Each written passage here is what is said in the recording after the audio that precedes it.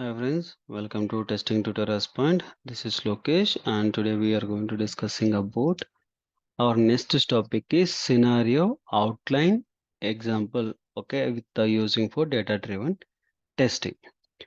In my previous video we saw about how to do for step parameterization and use it from the create in the future file on a step with the parameterization access those value into our code place, right?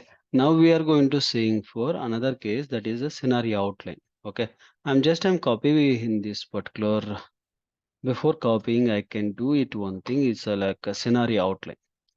It will take as a with the example with a multiple login username passwords I'm going to capturing. Okay, I'm going to make it here in these steps. Okay, and here I done for my steps creation. Okay, now what I need to do that, and here I'm going to doing, I'm not going to touch for any code from that now. Okay, I'm going to use it for here user name, and here it is password. Same name I'm going to use it here with the pipe symbol.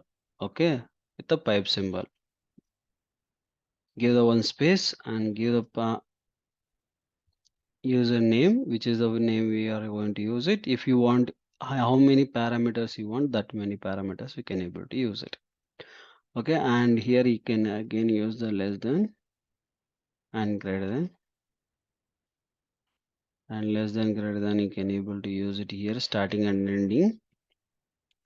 Okay, now I'm going to use it again pipe symbol. I'm going to make it for positive first, and we need to make it for this one into exact position. Again pass the value and make it. Okay, and first one is complete, and second one again you have to use it for some ABC and ABC, and like this you can able to use it for usernames. Okay, how many users you want? Sometimes we required in the real time, we need to check for the multiple different user with the valid and invalid data to the login into the application. If it is able to providing like whether it is accepting it good to go for the user into a home page or not, right? For that moment we can able to use for scenario outline. Okay, this format it will help you to do it, but still we are not changing the code because we are already done for parameterization into our previous video, and this is also it will take it for as a parameterization only. It will not take for any complicated one. Okay, same thing what exactly we used, same thing it will the same, but only one problem is this is the verification of the title. Why verification? In this verification it will take for only for positive case, it will not go for negative case. Then what we can able to do it, for this we can able to add it for another page, or else we can able to without failing for this particular system, even we can able to do it for another format. Okay, how we can able to do it, I'm going to make it for one step that is called verify success message. I added for this one. Okay, and then just I'm copying this one and I'm going to here, I'm just make it for at the red then symbol, and then braces and single quotation I'm passing inside that, and def verify underscore success, and we need to pass it for a context and colon, and we need to implement our context now here. Before context I'm going to use for try catch block. Why means sometimes like we are going to take for some X path of the page. If I'm this particular page is success message is there, I want to verify the success message. See, this is a message, it is the nh3 context. If I'm going to make it for double forward slash and h3, and I can able to make it for text equal to, this is a highlighted. If I'm going to create without try block, what will happen? I can able to say that context dot driver dot find element, and I can able to use for by dot XPath, and I can able to pass it my value and dot text. Okay, what will happen? This particular method, it will throw, because if it is like negative case, if it is not coming inside that, what will happen? It will fails. The particular step is not presented, then it will fail it. But our case is not that one. We have to fail our side. Okay. In case if we have for after negative case, there is a positive case, means it will not reflect as expected one. Okay. It will not show you expected. For that, we can able to use for try block. Okay, and we can able to store for this text here. Once you store the text into there, we can able to use for expected, and that expected, what we have to do it, context dot a driver dot a close. If it is not there, then you can able to close it here and make it for assert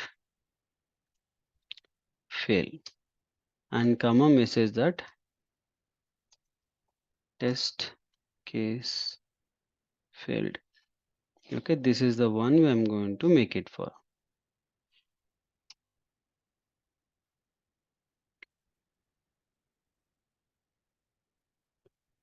Okay, and then what we can able to do it, if text equal to what exactly we need to verify this login success.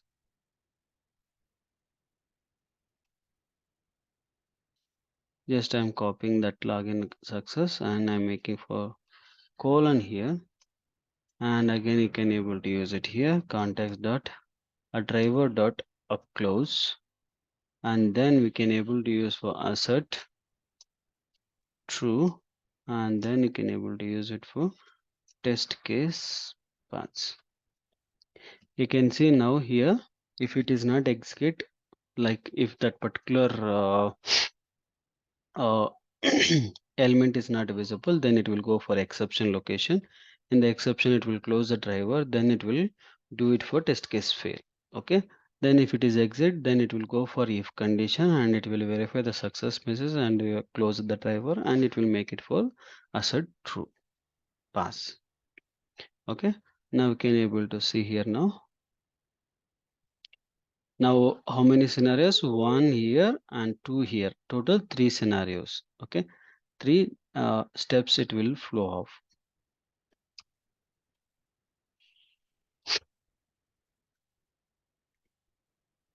First test case is pass, and then it will take him for second is scenario outline. First one is pass. Again is open third time. You can see it is failed. You can see total two scenarios, 8 steps passed, one step is failed. Okay, it is clear for that information, right? It is easy to identify what are the steps it is presented. Okay, this is the simplest format of scenario outline to working with that data driven framework. Okay, I hope you understand this one. Please like me know, please subscribe my YouTube channel, and don't forget to share your friends and colleagues.